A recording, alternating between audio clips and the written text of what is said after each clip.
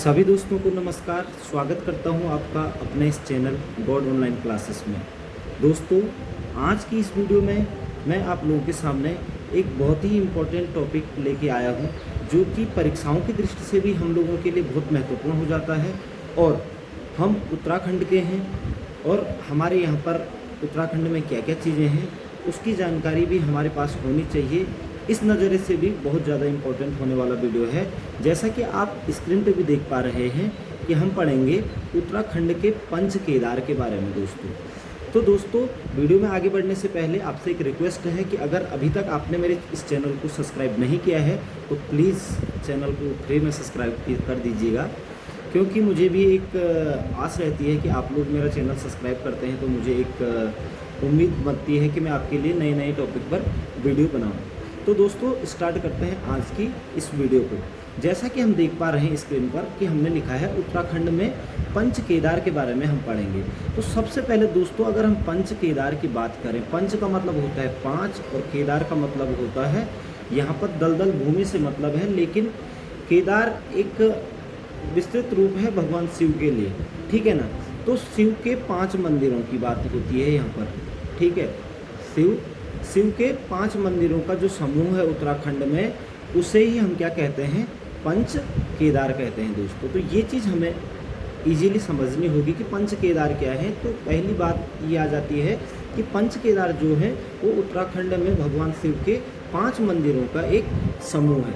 इसके अतिरिक्त जैसे कि दोस्तों आपने देखा होगा कि उत्तराखंड में 5 बद्री हैं और 5 प्रयाग हैं और इसी प्रकार से 5 केदार भी हैं। तो आज के इस टॉपिक में पंच केदार की ही बात करूँगा कि जैसा मैंने बता लिया है आपको कि जो 5 मंदिरों का जो समूह है, शिव के जो मंदिर हैं उनका समूह ही क्या कहलाता है, पंच केदार के नाम से जाना जाता है। तो दोस्तों, अब बढ़ते हैं, जो ये केदार, जो पंच केदार हैं, इसका वर्णन हमें कहाँ पर मिलता है, ठीक है।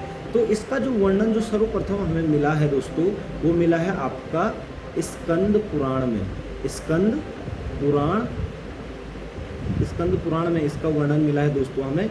और स्कंद पुराण के अंतर्गत केदार खंड में पंच केदार का वर्णन मिलता है, केदार खंड में, क्योंकि स्कंद पुराण के भी अलग अलग खंड हैं, जिसके अंतर्गत स्कंद पुराण में केदार खंड आता है। वहाँ पर हमें पंच केदार के बारे में जानकारी मिलती है दोस्तों। तो ये चीज़ यहाँ पर क्लियर हो जाती है कि प्रश्न ये भी बन जाता है कि पंच केदार का सर्वप्रथम उल्लेख किस ग्रंथ में मिलता है, तो आपका उत्तर हो जाएगा स्कंद पुराण में, ठीक है दोस्तों।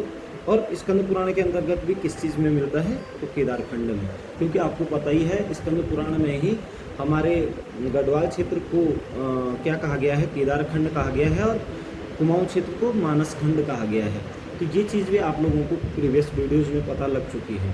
तो दोस्तों, यहाँ पर 2 चीज़ें मैंने आपको क्लियर करा दी है कि पंच केदार का मतलब क्या होता है, और दूसरा ये पंच जो केदार हैं उत्तराखंड के, इनका वर्णन किस ग्रंथ में मिलता है, तो स्कंद पुराण में मिलता है, ठीक है।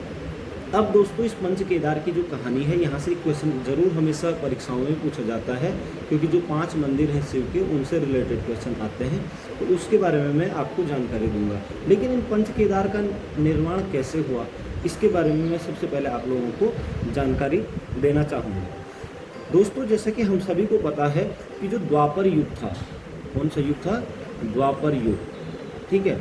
द्वापर युग में क्या होता है कि पांडवों और कौरवों का युद्ध होता है, ठीक है।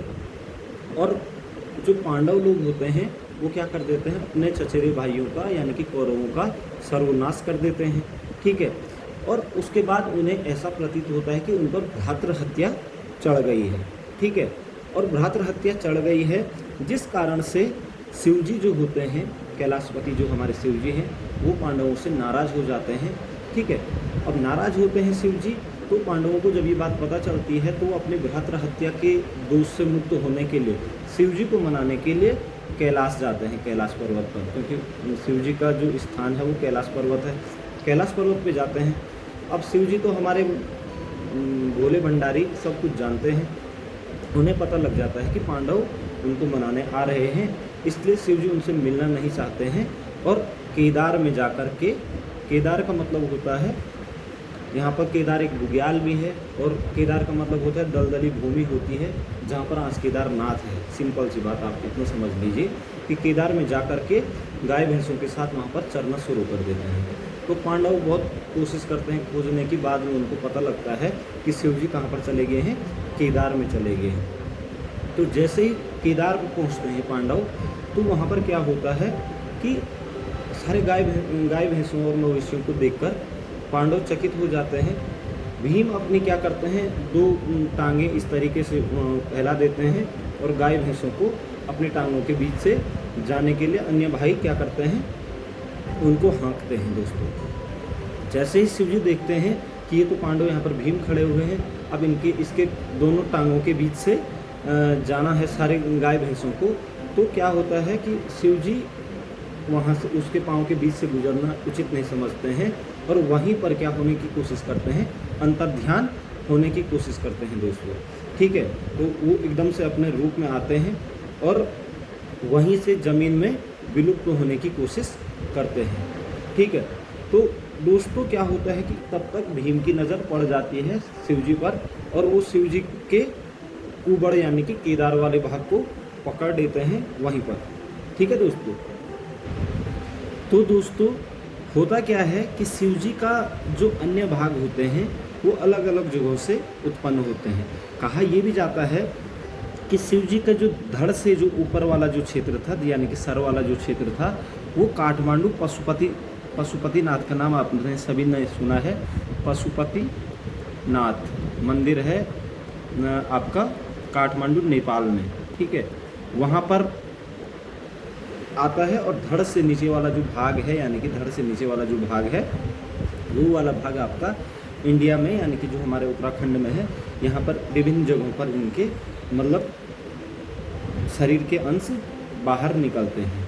ठीक है, तो इसी पर ये कहानी निकल के आती है कि कहीं कहीं पर अलग अलग जगहों पे क्या होता है, इन शिव जी के हमारे विभिन्न मतलब अंग बाहर निकलते हैं और वहाँ पर उन्हीं अंगों की पूजा की जाती है। तो जो केदार वाला जो खंड था यानी कि जो कुबड़ वाला यानी कि पीठ वाला हिस्सा था उसको भीम द्वारा केदार में पकड़ लिया जाता है और उसके बाद शिव जी प्रसन्न हो जाते हैं उनसे और शिव जी उनको भ्रातृ हत्या से मुक्त कर देते हैं। तो दोस्तों यहाँ पर हम देखेंगे कि शिव जी क्रोधित भी होते हैं और उसके बाद उनको दर्शन भी देते हैं। उसके बाद अब किस प्रकार से शिव जी के जो पंच प्रयाग जो उत्तराखंड में बने हैं उनके बारे में हम बात करेंगे कि कौन सी जगहों से कौन सा क्षेत्र निकला बाहर। तो सबसे पहले अगर हम बात कर लें यहाँ पर शिव जी की जो फोटो दिख रही है दोस्तों, ये जो जटाएँ दिख रही हैं, जटा, ठीक है ना, तो एक जगह कहीं से इनकी जटाएँ निकलती हैं, कहीं से इनका मुंह निकलता है यानी कि चेहरा निकलता है बाहर, कहीं से इनका हाथ, ठीक है ना दोस्तों, ये निकलते हैं, तो कहीं से इनका नाभि बाहर निकलती है। और केदारनाथ में आपको पता ही होना चाहिए कि केदारनाथ में इनका पीठ को पकड़ा था, बैल रूपी पीठ को, तो वहाँ पर उन्हीं चीज़ों की पूजा की जाती है। तो सबसे पहले याद करने के लिए दोस्तों आपको तरीका ये रहेगा कि जो ये जटाएँ हैं शिव जी की, इनको हम क्या कहते हैं, कल्प कहते हैं, कल्प। तो इसी कल्प के नाम से एक जो मंदिर बना है वो नाम बना कल्पेश्वर, कल्पेश्वर, कल्पेश्वर महादेव आप कह सकते हैं। और जहाँ से इनका मुँह रौद्र मुख बाहर निकला वहाँ का नाम है रुद्रनाथ, रुद्रनाथ, तो रुद्रनाथ महादेव या रुद्रनाथ मंदिर। ठीक है, केदार में तो पकड़ ही लिया था तो वहाँ पर का नाम आपका क्या पड़ा, केदारनाथ, यानी कि जहाँ से पीठ वाला हिस्सा निकला। ठीक है, जहाँ से इनकी नाभि बाहर निकली वहाँ पर उसे कहा गया मद महेश्वर, मद महेश्वर, महेश्वर, मद महेश्वर, जहाँ से इनकी नाभि वाला पोर्शन बाहर निकला। और जहाँ से इनकी भुजाएं निकली है उसे क्या कहा गया, तुंगनाथ, तुंगनाथ। तो दोस्तों इस प्रकार से हम शिव जी को 5 जो प्रयाग हैं हमारे वो हम इस तरीके से याद कर सकते हैं कि अब यहाँ पर प्रश्न ये बनता है कि जो कल्पेश्वर महादेव है, वहाँ पर शिव जी की किस अंग की पूजा की जाती है? आप कहेंगे वहाँ पर जटाओं की या बालों की पूजा की जाती है। उसी प्रकार से रुद्रनाथ में शिव जी के किस अंग की पूजा की जाती है? तो रौद्र मुख की पूजा की जाती है। रुद्रनाथ में रौद्र मुख की पूजा की जाती है। तुंगनाथ में शिव जी के किस अंग की पूजा की जाती है? तो आप कहेंगे भुजाओं की पूजा की जाती है तुंगनाथ में। ठीक है दोस्तों। उसके बाद मदमहेश्वर महादेव में कौन सी अंग की पूजा की जाती है? तो आप कहेंगे नाभि की या फिर पेट की। शिव जी की नाभि की पूजा कहाँ पे की जाती है? मदमहेश्वर महादेव में। और केदारनाथ में किस चीज़ की पूजा की जाती है? तो पीठ की पूजा की जाती है दोस्तों। ठीक है, कुबड़ वाला बैल की जो पीठ आकृति में थे उस समय पीठ की पूजा की जाती है। अब दोस्तों बात आती है कि कौन सा जो ये हमारे जो ये केदारनाथ, कल्पेश्वर महादेव, रुद्रनाथ, तुंगनाथ, मदमहेश्वर, जो ये पंच केदार हैं हमारे, ये इनका क्रम क्या है? तो जो पहला क्रम में आएगा दोस्तों वो आता है आपका केदारनाथ, क्योंकि वहाँ पर क्या हुआ था, केदार सबसे पहला प्रसन्न हुए थे शिव जी पांडवों के ऊपर। ठीक है, उसके बाद जो दूसरा नंबर का जो आता है दोस्तों वो है मदमहेश्वर। दूसरा नंबर का जो केदार है वो क्या है? मदमहेश्वर। उसके बाद तीसरे नंबर का है तुंगनाथ। ठीक है दोस्तों। उसके बाद चौथे नंबर का है रुद्रनाथ और पाँचवें नंबर का है आपका कल्पेश्वर महादेव। ठीक है, तो इस तरीके से आप केदार को भी क्या कर सकते हैं? प्रथम केदार आपका केदारनाथ, द्वितीय केदार आपका मदमहेश्वर, तृतीय केदार आपका तुंगनाथ, चतुर्थ केदार आपका रुद्रनाथ, पंचम केदार आपका कल्पेश्वर। अब बात आती है दोस्तों ये किन किन स्थानों पर है। तो मैं आपको यहाँ पर एक चीज़ क्लियर समझा देना चाहूँगा कि जो धड़ से ऊपर वाला जो क्षेत्र है, शिव जी का जो धड़ से ऊपर वाला जो क्षेत्र है वो आपका है चमोली में, चमोली ज़िले में। कहाँ पर है? चमोली ज़िले में है। और जो धड़ से नीचे वाला जो पोर्शन है, यानी कि धड़ से ऊपर क्या क्या है? कल्पेश्वर और रुद्रनाथ। तो दो आपके जो दो कल्पेश्वर और रुद्रनाथ जो आपके दो केदार हैं चौथे और पाँचवें नंबर के, वो चमोली ज़िले में है, धड़ से ऊपर वाले क्षेत्र हैं ये। और जो धड़ से नीचे वाला जो अंग हैं उन पर जो केदार बने, चाहे वो तुंगनाथ है, चाहे वो मदमहेश्वर है, चाहे वो केदारनाथ है, तो ये तीन जो हैं आपके, ये आपके रुद्रप्रयाग जिले में पड़ते हैं दोस्तों। तो इस प्रकार से हमने केदारों को भी डिफाइन कर लिया कि प्रथम केदार कौन सा है, द्वितीय केदार कौन सा है। और दूसरी चीज़ हमने ये देखी कि कौन सा केदार किस जिले में है। तो कल्पेश्वर और रुद्रनाथ यानी कि जटा और मुख ये चमोली ज़िले में है। बाकी धड़ से नीचे यानी कि तुंग, यानी कि जहाँ पर हाथों की पूजा की जाती है। ठीक है ना। उसके बाद मदमहेश्वर जहाँ पर नाभि की पूजा की जाती है, और जहाँ पर केदार यानी कि पीठ की पूजा की जाती है, ये आपके रुद्रप्रयाग ज़िले में स्थित हैं। तो दोस्तों ये चीज़ आपको देखनी ज़रूरी है कि कौन सा केदार किस ज़िले में स्थित है। तो यहाँ पर ये क्वेश्चन आता है। दूसरी चीज़ एक क्वेश्चन इस तरीके से आ जाता है कि किस केदार में शिव जी के किस भाग की पूजा की जाती है। तो ये चीज़ मैंने चित्र के हिसाब से ही आपको दिखा दिया है कि अगर आपसे कहा जाता है कि कल्पेश्वर महादेव में किस चीज़ की पूजा की जाती है, तो आप बोलोगे जटाओं की। रुद्रनाथ में किस चीज़ की पूजा की जाती है, आप बोलोगे मुख की। तुंगनाथ में किस चीज़ की पूजा की जाती है, तो भुजाओं की। मदमहेश्वर महादेव में किस चीज़ की पूजा की जाती है, तो नाभि की। और केदारनाथ में किस चीज़ की पूजा की जाती है, तो पीठ की। तो दोस्तों आई होप आप लोगों को वीडियो ज़रूर पसंद आई होगी, और इससे रिलेटेड जो फैक्ट हमारे परीक्षाओं में आते हैं उन चीज़ों को भी मैंने इसमें समाहित किया है। ठीक है। एक चीज़ और बताना चाहूँगा, जो केदारनाथ है वो 12वां ज्योतिर्लिंग है हमारे देश का। ठीक है। और केदारनाथ हमारे उत्तराखंड के 4 धामों में से एक धाम है। बद्रीनाथ, केदारनाथ, गंगोत्री और यमुनोत्री। ठीक है। और केदारनाथ 12वां ज्योतिर्लिंग है पूरे देश में। ठीक है। केदारनाथ में अगर मैं यहाँ पर रुद्रनाथ की बात करूँ, क्योंकि मैंने अभी एक बात और कही थी कि रुद्रनाथ में मुख की पूजा की जाती है, जबकि मुख उनका पशुपतिनाथ नेपाल में भी उनका बाहर निकला था, तो वहाँ पर भी उनकी मुख की पूजा की जाती है। तो एकानन रूप में जो शिव का एकानन रूप है उसकी जो पूजा की जाती है वो रुद्रनाथ में की जाती है। चतुरानन जो पूजा की जाती है वो आपकी नेपाल पशुपतिनाथ में की जाती है, नेपाल पशुपतिनाथ में।